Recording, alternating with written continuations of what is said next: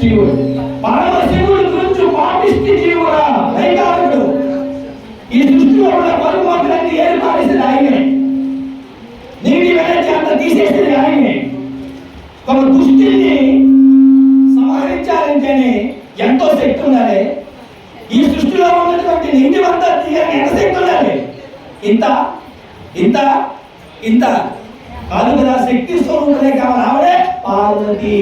కాబట్టి ఆమెని ఆయన స్వీకరించాడు.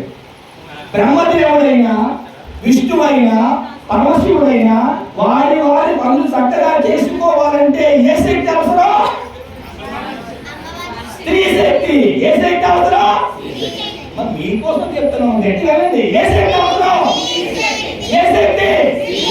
ఏ శక్తి?